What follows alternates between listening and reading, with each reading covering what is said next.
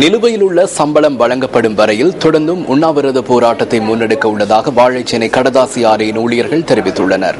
இதுவரை ஊழியர்களின் நிலுவை சம்பளம் எதிர்வரும் 25ஆம் தேதிக்குள் வழங்கப்பட உள்ளதாக இலங்கை கடதாசி நிறுவனத்தின் வாழைச்சேனை ஆலைக்கான பொறுப்பதிகாரி சுனில் கந்தே கதரவினால் உறுதியளிக்கப்பட்டுள்ளது. கடந்த 4 மாதங்களாக மாத சம்பளம் வழங்கப்படாத நிலையில் வாழைச்சேனை கடதாசி ஆலை ஊழியர்கள் 16ஆம் தேதி போராட்டத்தை ஆரம்பித்ததுடன் 17ஆம் தேதியிலிருந்து உண்ணாவிரத போராட்டத்தில் ஈடுபட்டனர். சம்பந்தப்பட்ட அமைச்சரோ அதிகாரிகளோ தமது பிரச்சினைகள் குறித்து அவதானம் செலுத்தவில்லை என குற்றம் சுமத்தியுள்ள ஊழியர்கள் பிரச்சினைக்கு தீர்வு கிடைக்கும் வரை போராட்டத்தை கைவிடப் போவதில்லை என்றும் தெரிவித்துள்ளனர்.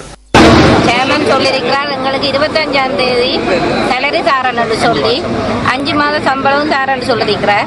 அதனால நாங்கள் 5 மாதம் சம்பளமும் 25ஆம் தேதி தந்தான் எங்களோட உண்ணாவிரதத்தை நாங்கள் கைவிடுவோம். வாய் பேச்சுக்கும் எழுத்து பேச்சுக்கும் நம்பிக்கை இல்லை என்று சொல்லி நாங்கள் 25ஆம் தேதி எங்களோட சம்பளத்தை வழங்கும் வரைக்கும் நாங்கள் தொடர்ந்து இந்த உண்ணாவிரத போராட்டத்தை கையெடுக்கலன்ற ஒரு தீர்மானத்தை சகல ஒட்டுமொத்த தொழிலாளியும் ஏகமானதாக எடுத்திருக்கிறோம். தொடர்ந்து 4வது நாளாக உண்ணாவிரதத்தில் ஈடுபட்டுள்ள ஊழியர்களுடன் பேச்சுவார்த்தை நடத்துவதற்காக இலங்கை கடதாசி நிறுவனத்தின் வாழைச்சேனை ஆலைக்கான பொறுப்பதிகாரி சுனில் கந்தே கதர உள்ளிட்ட அதிகாரிகள் அங்கு சென்றனர். இதன்போது ஓட்டமாவடி பாலத்திற்கு அருகில் உண்ணாவிரதத்தில் ஈடுபட்டுள்ள ஊழியர்களுடன் அவர்கள் கலந்துரையாடினார்கள். நிதியமைச்சின் அனுமதி கிடைத்துள்ளதாக அறிவிப்பு கிடைத்துள்ளது. இதன் அடிப்படையில் நிதியமைச்சினால் கிடைக்கப்பெறும் பணம் 23ஆம் தேதி அளவில் கிடைக்கும் என எதிர்பார்க்கின்றோம். அவ்வாறு கிடைத்தால் 25ஆம் தேதி சம்பளத்தை கொடுக்க முடியும். முன்னர் இருந்தது போன்று மீண்டும் இந்த தொழிற்சாலையை மக்களின் தொழிற்சாலையாக கருதி மறுசீரமைக்க உள்ளோம்.